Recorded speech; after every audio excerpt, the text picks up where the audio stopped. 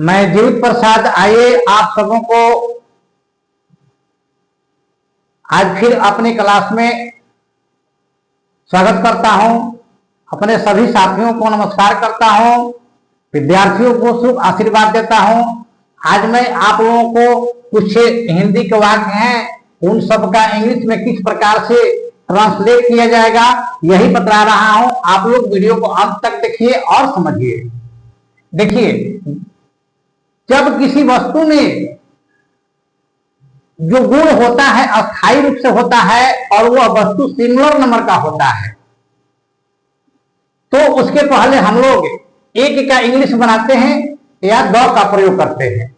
लेकिन जो वस्तु अनकाउंटेबल होता है, जिसको हम लोग नहीं गिन सकते हैं, उसके पहले हम लोग एक का इंग्लिश नहीं बनाते हैं और द का भी इंग्लिश नहीं बनाते हैं, द का भी प्रयोग नहीं करते हैं। द का प्रयोग करने का एक कंडीशन होता है, जब किसी वस्तु को हम लोग खास बतलाएंगे तभी हम लोग उसके पहले द का प्रयोग करेंगे। जिसमें गुण अस्थायी रहता है और वो काउंटेबल होता है, गिनने वाला होता है, तो उसके पहले हम लोग द का भी प्रयोग कर सकते हैं और एक का भी इंग्लिश बना सकते हैं। तो देखिए, कोयला काला होता है, ये जो जितने भी टाइप्स के सेंटेंस है सबके अंत में होता है, होती है लिखा रहता है, तो अस्थायी गुण का ये सब बोध करा रहा है। तो आइए देखते हैं किस प्रकार से इंग्लिश में इन सब का ट्रांसलेट किया जाएगा।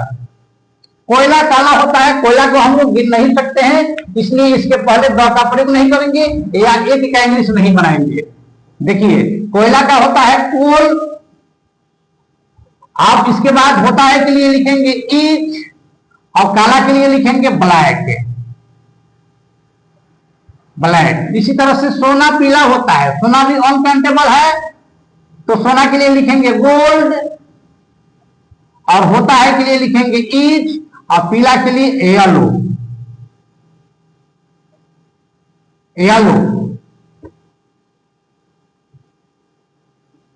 आइए देखते हैं, बच्चा नटखट होता है, बच्चा को हम लोग गिन सकते हैं जो कि काउंटेबल है, इसके पहले हम एक का भी इंग्लिश बना सकते हैं या द का भी प्रयोग कर सकते हैं। तो चलिए मैं द का प्रयोग करता हूं। द चाइल्ड इज, नटखट का होता है नॉटी, NAUGHTY, नॉटी। बर्फ ठंडा होता है, बर्फ अनकाउंटेबल है, इसलिए इसके पहले एक का इंग्लिश नहीं बनेगा या द का भी प्रयोग नहीं करेंगे। आइस इज कोल्ड, गाय नहीं होती है, गाय काउंटेबल है, इसके पहले एक का भी इंग्लिश बना सकते हैं या द का भी प्रयोग कर सकते हैं। तो चलिए मैं इसमें एक का इंग्लिश बनाता हूं। अ काऊ इज, नेक के लिए लिखेंगे जेंटिल। जेंटिल। मां दयालु होती है। The mother is kind. किसी भी पदवी के नाम के पहले ऐसे भी हम लोग द का प्रयोग करते हैं और मां जो है काउंटेबल है, ये है। चांदी उजली होती है, जो कि चांदी अनकाउंटेबल है। Silver is white. व्हाइट। यहां देखिए, शेर बहादुर होता है, शेर काउंटेबल है, इसके पहले द भी लग सकता है या एक का भी इंग्लिश बना सकते हैं। तो चलिए मैं द लगाता हूं। The lion is brave. बाघ मजबूत होता है। The tiger is strong. आदमी मरणशील होता है, आदमी को गिन सकते हैं, बाघ को भी गिन सकते हैं, शेर को भी गिन सकते हैं। तो यहां पर हम द भी लिख सकते हैं या ये भी लिख सकते हैं। The man is मॉर्टल।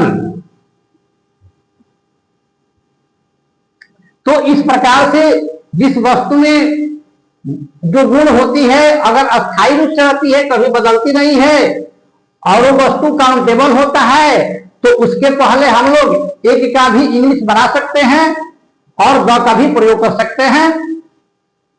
तो इस प्रकार से इन सबका ट्रांसलेट इंग्लिश में किया जाता है। अगर वीडियो अच्छा लगा होगा तो आप लोग लाइक शेयर और सब्सक्राइब कर दीजिएगा। जय हिंद, जय भारत।